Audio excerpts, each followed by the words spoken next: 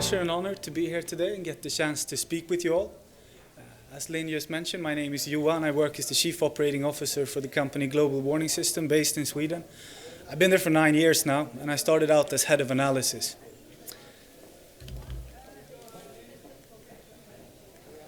At Global Warning System, we're dedicated to providing the most complete and most flexible travel and mobility security platform out there. One out of many things we do and put a lot of efforts into is to provide early warnings, important alerts, travel analysis, and threat assessment to our clients from all corners of the world. In our work with this information, I'm going to draw from a lot of examples and experiences we've had over the years in this presentation. And I'm going to talk about something that is very close to my heart and my work, which is the modern challenges of misinformation, or fake news, as some like to call it, when it comes to getting information from social media and media, especially in relation to a security incident or emergency. Thanks. We do move on tonight into the other major story developing at this hour, the deadly truck attack in Sweden. With all the hallmarks of terrorism, the attacker using a vehicle as a weapon. That stolen truck speeding for blocks down a crowded pedestrian mall, then slamming into a department store, people running for their lives. 2 years ago, about the same time of year as now, 7th of April, a lone assailant hijacked a truck in central Stockholm and drove it down one of the most busiest commercial streets called Drottninggatan. Ended up killing 5 people, injuring many more. And this in the end has to be described as one of the most prolific terror attacks in Sweden in modern times. So just after the attack and during the attack, a lot of information was circulating in media and on social media. One of Sweden's leading newspapers, Dagens Nyheter, published information that there was a shooting ongoing at a place called Hötorget, just next to the Drottninggatan street. They also published information, and various other media outlets did, on a shooting at a completely different place, Fridhemsplan in Stockholm. Expressen, another large newspaper and media outlet in Sweden, they published information on 3 attackers rather than just one. Many news outlets published information like this at the time, and it was taken for granted or as a truth. What they all have in common is that it's completely false and fake information. There were no 3 attackers, there was just the one. There were no shootings at Fridhemsplan or Hötorget, it was just that lorry attack.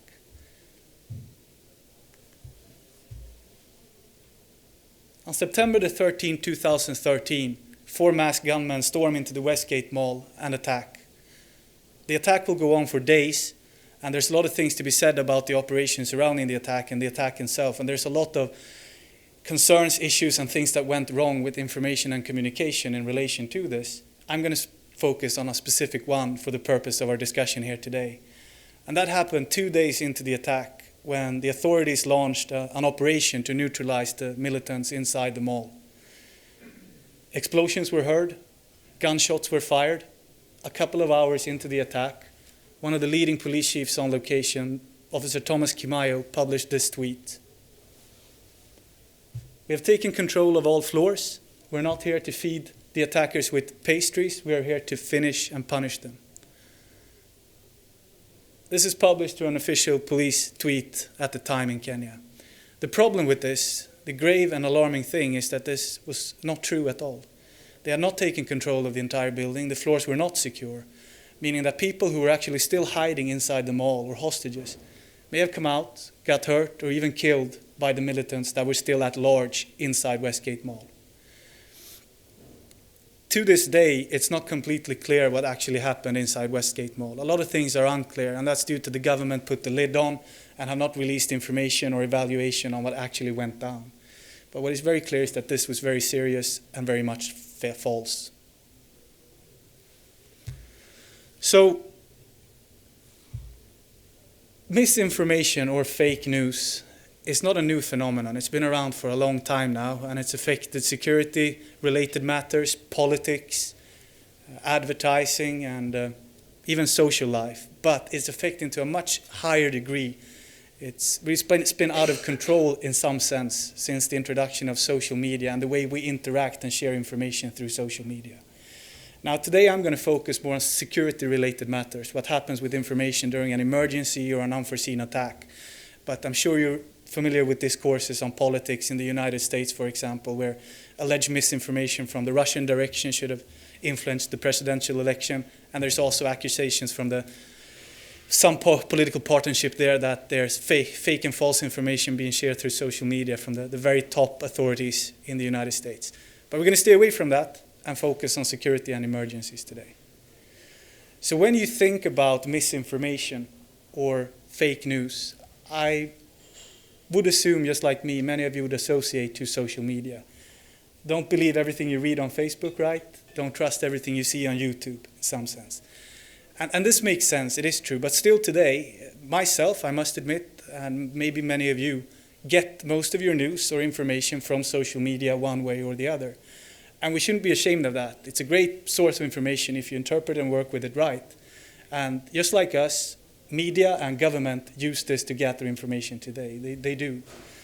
But there are some concerns, especially when it comes to early warning information that you need to take into consideration. And let's investigate more why this is so. What really is the complexities? Well, to begin with, we didn't always used to get our information from social media when it comes to early events or things that just happened. It used to be local news media and outlets that provided us with this.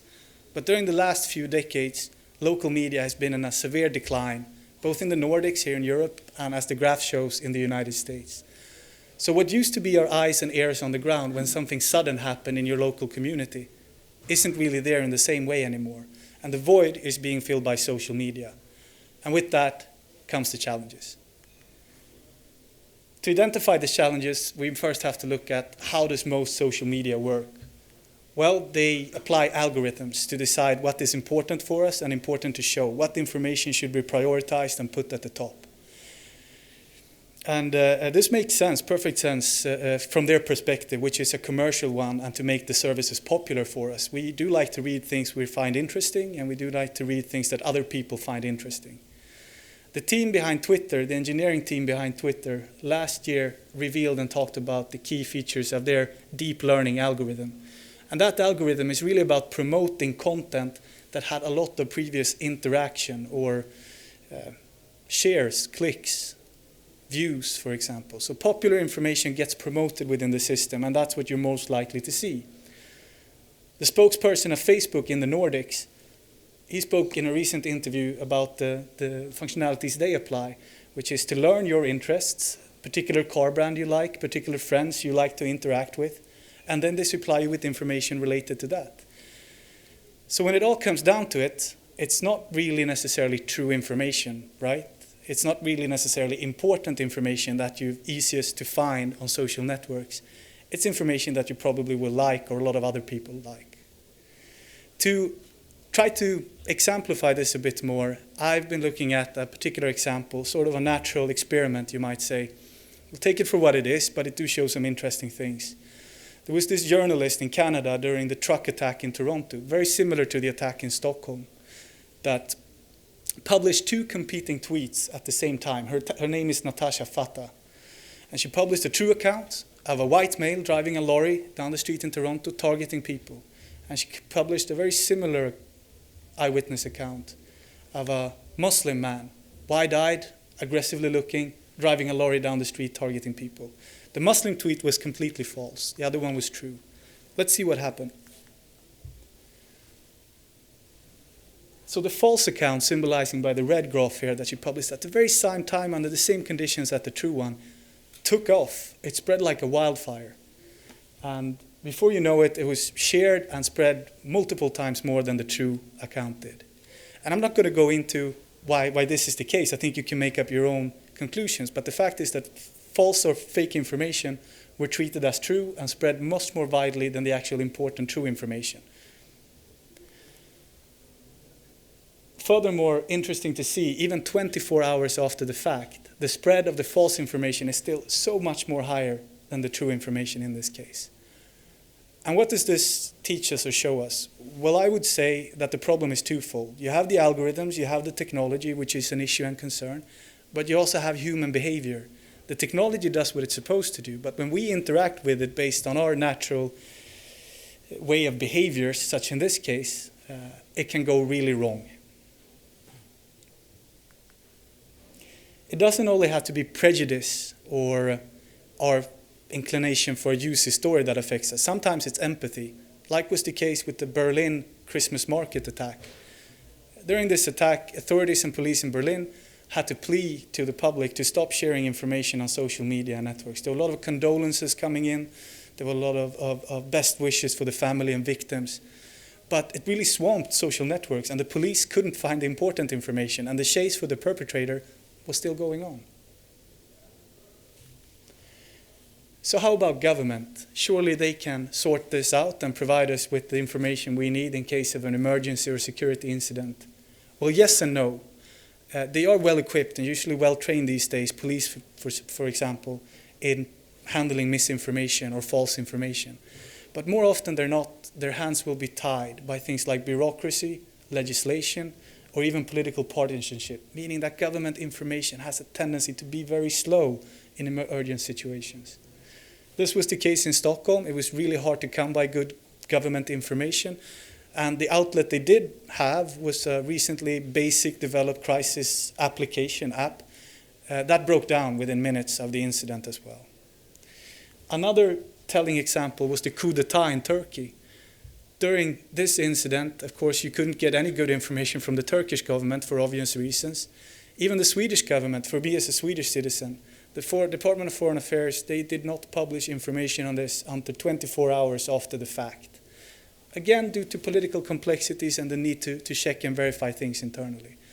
For our sake, the way we had to work, because social networks were even shut down if you were trying to look at that, phone networks as well to some degree, was to send high-quality SMS or automatic dialing services to provide updates to our users and clients in Turkey at the time. I'll put this in there just basically to show that government also deals with misinformation on purpose.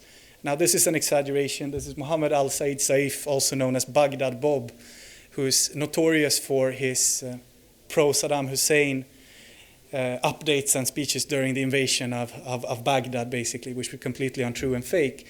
But this goes on a much more subtle level, in governments today in all parts of the world with misinformation and misleading information. Saying that, I'm not a conspiracy theorist, and I don't trust government in average or in general, but the main issue I would still believe and say is that it's slow due to bureaucracy and other sort of thing, and lack the proper channels to inform people when needed during a crisis. Yes, finally, to round things up, this symbolizes that we travel more. We live in a highly globalized world. I know it's a cliche, but we do. And we are still in need of important security information wherever we are. So whether I'm in China or Japan, I need to be informed if something serious happens close to me. And who's responsible for that? Is it my government back home in Sweden? Is it the Chinese or Japanese government? Or do I have my own responsibility? Well, either way you see it, I believe that you need to have some sort of service, and the technology is available to use today that you can carry with you and use wherever you are in the world to stay informed through information that you can trust, that you worked with before, in a language that you can understand. Now, security industry has generally been pretty good at doing this when you travel and provide information in different ways. I, however, believe that largely there's more sophisticated ways that many are not applying today, so there's an opportunity for us. I also believe that, speaking of the examples we mentioned before with false and fake information in home countries, you also are in need of this service sometimes when you are at home, actually, and media and news won't really do the trick for you. So this brings us to the conclusion. Government will continue to wrestle with cases like bureaucracy, politics, and things like that. Media, in a highly competitive landscape, at their core today is to survive, and it is to get clicks, it is to sell newspapers and get visits to your website. Not exactly the perfect agenda to provide the most vetted information, the most important information, maybe more the most popular information, and may sometimes also lead that they're a bit too hasty throwing things out there, such as in Stockholm, such as in Kenya.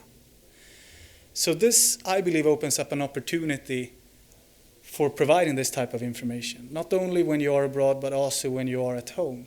And I think that the people in this room, the people at this venue, the industry we represent, the security industry, is best suited to do so. I'll try to boil that down really to the principles based which on we work. This is a bit exaggerated, or it's my take on it, so bear with me.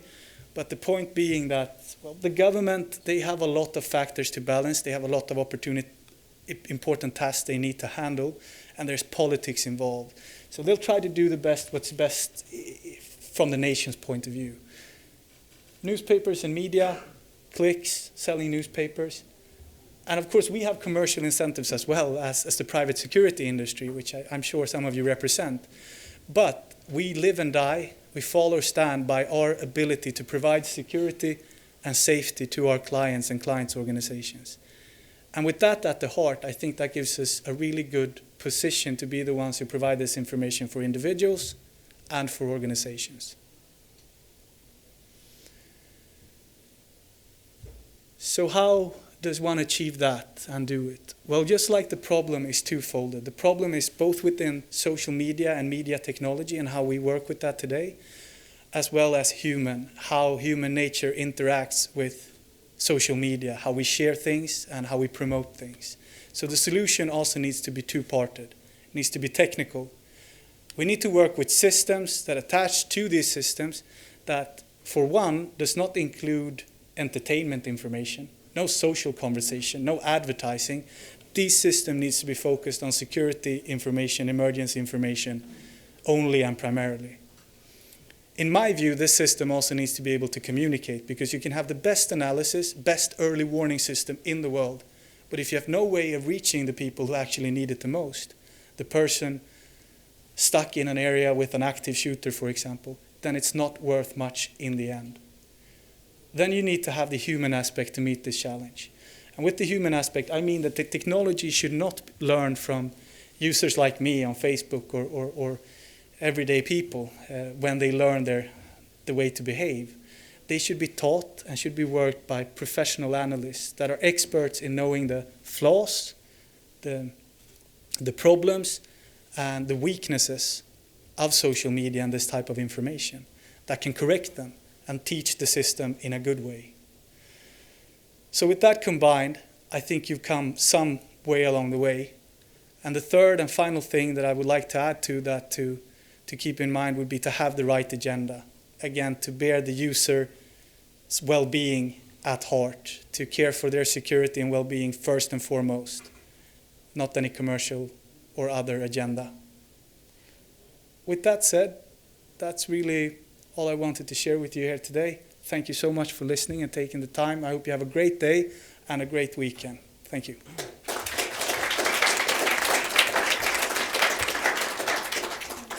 Thank you, Johan. Are there any questions for Johan?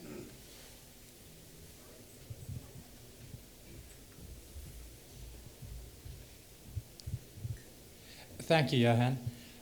I'm interested in the security of travelers in high-threat countries such as Nigeria, South Sudan, places like that. Most of the good risk information platforms are run by Western companies. I'm just wondering about the social media and media behavior differences between North America, Western Europe, the Nordic states, and China, Central Africa, places like this. How do you deal with the differences in those information environments to extract information that's relevant to your users? Or is that not possible at the moment? You have to apply the same system globally? Thank you for a very good question. Obviously, there will always be differences how good the information we or any other player out there would have to work with when it comes to providing security or important information. For example, information is better available in Sweden than in North Korea. So that's, that proves the point there, saying that you have different challenges in different parts of the world. Obviously, you'll need to have language capabilities, because in many parts, the best information will be found in the local languages. So there, the way we work is with sophisticated translation by computer, again, by systems. We're an IT company at heart, even though we dabble a lot with information and analysis. Another way you need to do it is to monitor sources over time. I forgot to mention that at the end actually, but that's really important, especially when it comes to sources that are very different and unfamiliar to us. In Nigeria, for example, you need to study them, you need to follow them for a longer period of time, qualify it, and attach those credentials to the sources so you know exactly what the deal is when they come through the system reporting something. That's a few things I thought about at the top of my mind. Hope it answered your question somewhat at least. Thank you very much. Johan, I think we've learned some things about fake news and what to do and what not to do, and the main thing is not to believe everything that's out there, because there's a lot of fake news out there available, and sometimes it seems legitimate, but it's not. Absolutely. Thank you very much. Thank you. Thank you.